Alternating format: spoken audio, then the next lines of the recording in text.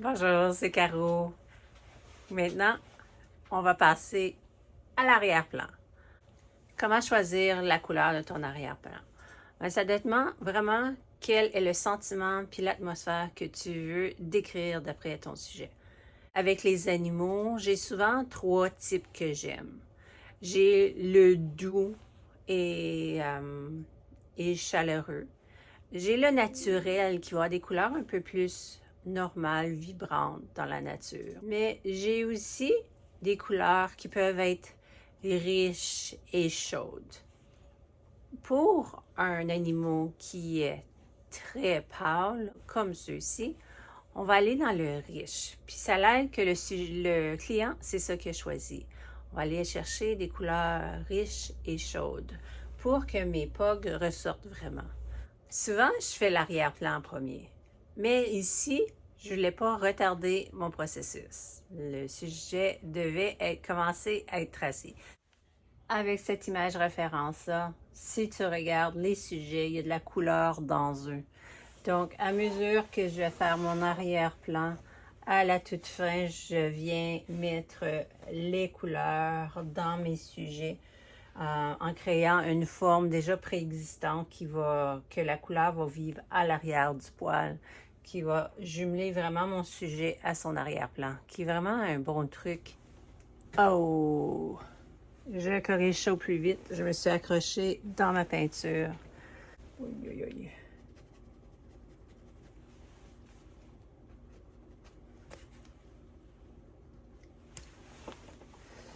Ma peinture en dessous est sèche, donc je peux prendre de l'eau puis juste l'enlever.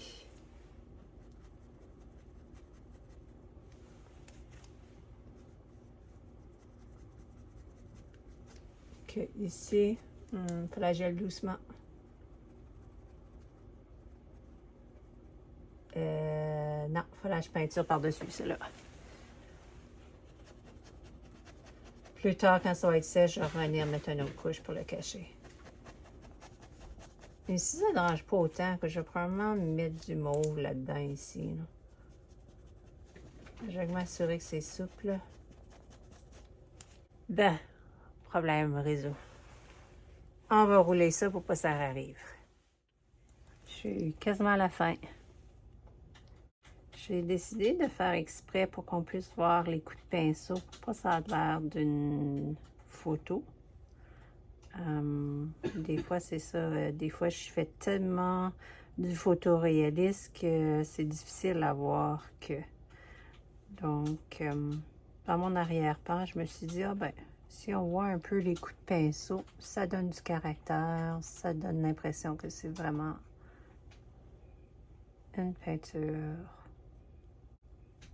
Je suis pas sûre encore comment haut je vais mettre ma couverture. Mais je veux pas l'avoir comme évident quand elle commence puis qu'elle finit. Donc, je vais juste mettre de la peinture qui va ressembler à la couverture. Mais là, tout doucement, je vais changer mes coups de gauche à droite. Il faut pas oublier les côtés. Et voilà, l'arrière-plan est plus ou moins terminé. Je vais me permettre plus tard de retourner dedans pour faire des corrections, comme des erreurs comme celle-ci, que je vais aller arranger plus tard. Puis un petit peu plus tard, quand je vais avoir toute la toile de fini, je vais aller mettre une grande clarté qui va frapper mes sujets comme du monde. C'est pour ça que j'ai mis ce coin-là plus pâle. Je passe à la prochaine étape, qui est, c'est le temps de réparer mon erreur ici. Et celle-ci aussi.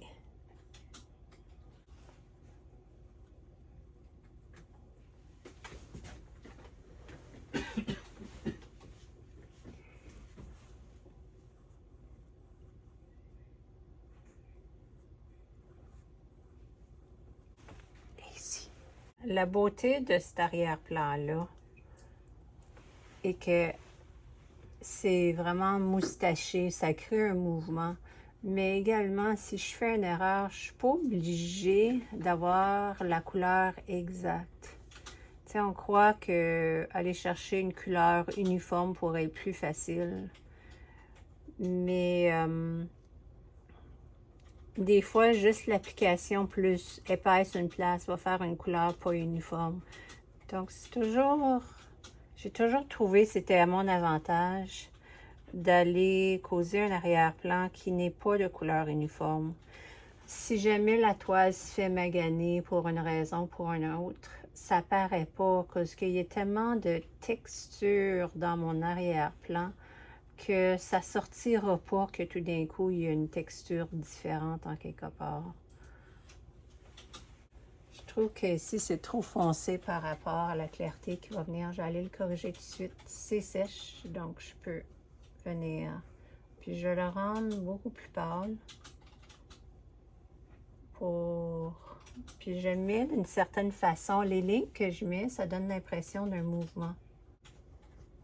Surtout que ce pug-là, il a tendance à bouger sa tête sur un bord puis sur l'autre. Donc, aller donner des petits coups comme ça va le donner l'impression comme s'il bouge.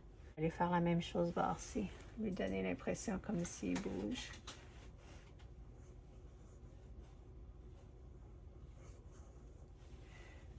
Et de loin, j'ai vraiment beaucoup l'impression de mouvement qui est ici, mais je ne l'ai pas fait ici. Puis pour avoir une unité entre mes sujets, je suis mieux d'aller l'attaquer celui-ci aussi.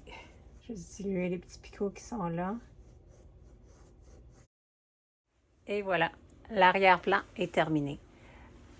J'ai essayé de faire un arrière-plan qui était des gradients de couleurs variés. J'ai choisi des couleurs qui rehaussaient les sujets. J'ai mis un côté de luminosité pour frapper mes sujets, pour les mettre en valeur. Puis quelque chose de tout nouveau. J'ai mis des lignes pour créer l'impression de mouvement pour leur donner vie. Ah oui, c'est important. Je fais une petite inspection pour m'assurer que j'ai pas oublié en quelque part. À cause, si jamais, ça va me causer des grands soucis. Puis j'ai déjà vu une place. Je sais que plus tard, je peux retourner à travailler cet arrière-plan, mais là, en ce moment, ça me donnait une bonne structure. Maintenant, à la prochaine étape, c'est donner une forme à ces corps-là. Mais je vais aller chercher tout de suite les couleurs que je retrouve dans l'arrière-plan pour le mettre. Donc, venez me voir sur la prochaine vidéo.